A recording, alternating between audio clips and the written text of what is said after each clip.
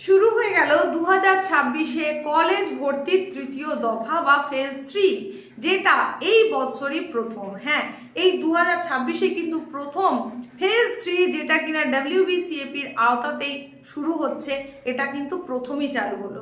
কেন বলছি? তার কারণ বিগত বছরগুলোতে যখন থেকে WBCAPর মাধ্যমে কলেজ ভর্তি হওয়া শুরু হয়েছে, তখন কিন্তু দুটো দফায় চলতো, ফেজ 1 এবং ফেজ 2। ফেজ 1 এর যাবতীয় প্রসেস হতো, সেখানে আপগ্রেডেশন রাউন্ড হতো, সমস্ত কিছু কমপ্লিট হয়ে গেলে যে যে সিট খালি থাকতো, আসন খালি থাকতো, তার নিরিখে ফেজ 2 হতো WBCAPর আওতায়।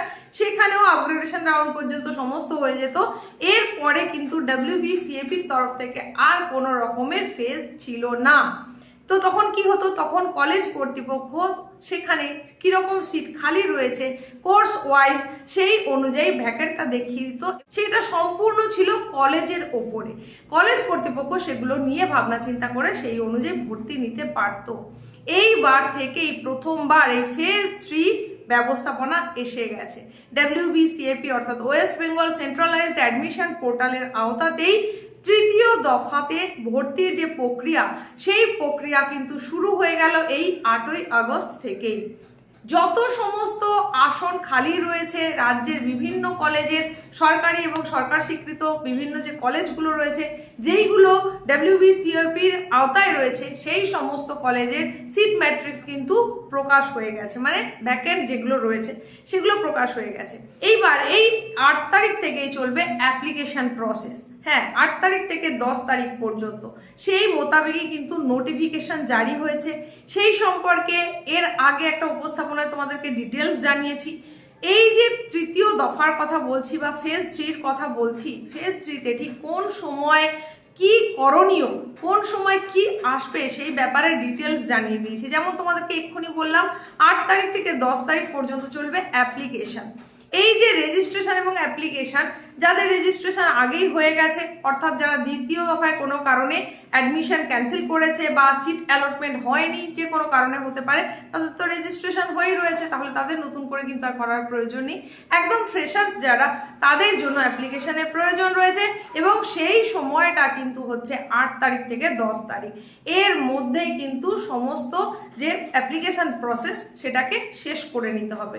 নোটিফিকেশনটা দেখিয়ে আমি আরও একবার বলে দিচ্ছি, তোমরা যারা যারা তৃতীয় দফায় অংশ নিতে চাইছো, যারা দ্বিতীয় দফাতে সিট অ্যালটমেন্ট পাওনি বা কোনো কারণে অ্যাডমিশন ক্যান্সেল করে দিয়েছো, তাদের জন্য মানে কারা কারা এই তৃতীয় দফায় সুযোগ পাবে সেই সম্পর্কে আগে আমি যদিও জানিয়েছি, তারপরেও বলি যে যাদের জন্য এই সুযোগগুলো রয়েছে তার অতি অবশ্যই একটু ভালো করে শুনে নেবে। তার কারণে এই তৃতীয় দফাটাই হচ্ছে শেষ দফা, কলেজ ভর্তির শেষ সুযোগ এই 2026-এ। তাই তুমি যদি কলেজ ভর্তি হতে চাও এবং এখনো পর্যন্ত অ্যাডমিশন না নিয়ে থাকো, তাই তোমার জন্য কিন্তু ভীষণ গুরুত্বপূর্ণ হচ্ছে আজকের এই উপস্থাপনা।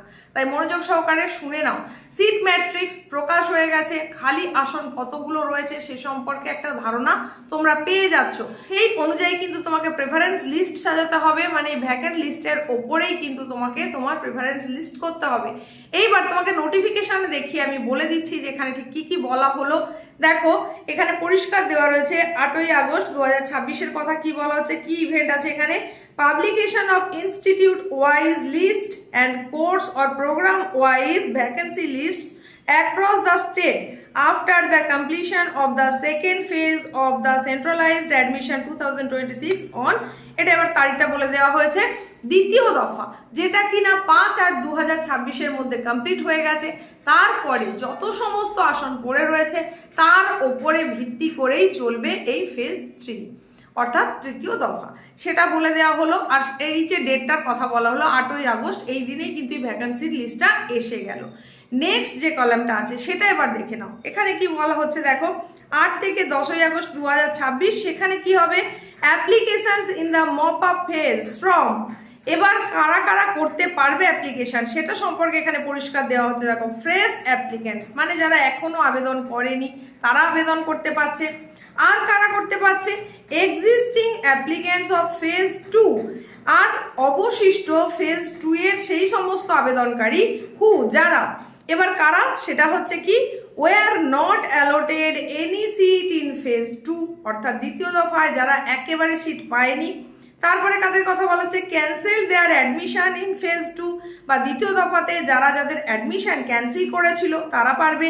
And did not take admission after seat allotment in phase 2, আর কারা পারবে না, দ্বিতীয় দফাতে সিট অ্যালটমেন্ট পেয়েছে কিন্তু অ্যাডমিশন নেয়নি, তারা এখানে অংশগ্রহণ করতে পারবে। তাহলে টোটাল 4টে ক্যাটাগরির কথা বলা হলো। এই 4 ক্যাটাগরি স্টুডেন্টের মধ্যে যদি তুমি পড়ে থাকো তাহলে অতি অবশ্যই তোমাকে 8 তারিখ থেকে 10 তারিখের মধ্যেই কিন্তু অ্যাপ্লিকেশনটা কমপ্লিট করে ফেলতে হবে। আর এই যে অ্যাপ্লিকেশনটা করা হলো তার নিরিখে মেরিট লিস্ট আসবে, সেটা কবে, 13ই অগস্ট। আর মেরিট লিস্ট আসবে তারই সঙ্গে সঙ্গে অ্যালোকেশন লিস্ট আসবে।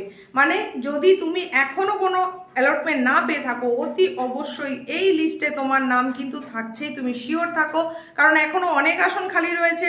তাই তুমি অতি অবশ্যই অ্যালটমেন্ট পাচ্ছ। তাই 13 তারিখটা তোমার কাছে খুবই গুরুত্বপূর্ণ হয়ে উঠবে আবেদনের পরে। আর তার নিরিখে তোমাকে ভর্তি হতে হবে কবে, সেটা হচ্ছে 13 থেকে 15ই অগস্টের মধ্যে। এখানে দেখো পরিষ্কার আছে, admission against seat allotment phase 3। তাহলে ফেজ 3-তে যে সিট অ্যালটমেন্ট করা হলো তার অনুযায়ী অ্যাডমিশন প্রসেসটা হবে 13 তারিখ থেকে 15 তারিখের মধ্যে। এরপরে আসছে 17ই আগস্ট একটা ডেট যেটা দেওয়া রয়েছে। এখানটায় তাহলে কি হচ্ছে, publication of institution wise and course or programme wise seat allotment in the upgrade round phase 3। তাহলে তুমি এই যে অ্যাডমিশন নিচ্ছ 13 থেকে 15 তারিখের মধ্যে, সিট অ্যালটমেন্ট অনুযায়ী অ্যাডমিশন নেওয়ার সঙ্গে সঙ্গে তোমাকে আপগ্রেডেশনের কাছে অপশান দেওয়া থাকবে। সেখানে আপগ্রেডেশন ইয়েস আর আপগ্রেডেশন নো থাকবে। তুমি যদি আপগ্রেডেশন ইয়েস করে থাকো তাহলে তার জন্য তো আবারও একটা লিস্ট আসা দরকার যে আপগ্রেডেশন হলো কি না তোমার, নাকি তোমার যে অ্যালটমেন্ট ছিল সেটাই থাকলো। তো সেই লিস্টটা কবে আসবে সেটাই বলা হচ্ছে যে 17ই আগস্ট এই লিস্টটা প্রকাশ হবে, আপগ্রেডেশনের লিস্ট। এবং তারই সঙ্গে সঙ্গে সেই লিস্ট অনুযায়ী অ্যাডমিশনটা হবে 17 থেকে 19 তারিখের মধ্যে। Admission against seat allotment in upgrade round phase 3, এটা পরিষ্কার নিশ্চয়ই হয়েছে। নেক্সট যেটা আছে দেখো, অ্যাডমিশন হয়ে গেল, সমস্ত কমপ্লিট হয়ে গেল, এরপরে যেটুকু বাকি থাকছে সেটা হচ্ছে শুধুমাত্র ভেরিফিকেশন, তোমার ডকুমেন্ট ভেরিফিকেশন আর ফিজিক্যাল ভেরিফিকেশন। তার জন্য নোটিশে দেখো যে ডেটটা দেওয়া হয়েছে সেটা হচ্ছে 20 অগস্ট থেকে 22 অগস্ট। এই তারিখের মধ্যে তোমাদের physical verification of admitted candidates at the institution level, এটা বলে দেওয়া হয়েছে। এবার যে ইনস্টিটিউশনে তুমি ভর্তি হতে যাচ্ছ সেই ইনস্টিটিউশন এই ডেটগুলোর মধ্যে কোনটা বলছে সেই অনুযায়ী তোমাকে কিন্তু তোমার ডকুমেন্ট ভেরিফিকেশনের জন্য সশরীরে কলেজে পৌঁছে যেতে হবে এবং ফিজিক্যাল ভেরিফিকেশনও হবে, তার সঙ্গে সঙ্গে ডকুমেন্ট ভেরিফিকেশনও হয়ে যাবে। এইভাবেই কিন্তু 2026-এর একদম শেষ দফায় কলেজ ভর্তির যে প্রক্রিয়া সেটা সম্পন্ন হয়ে যাবে।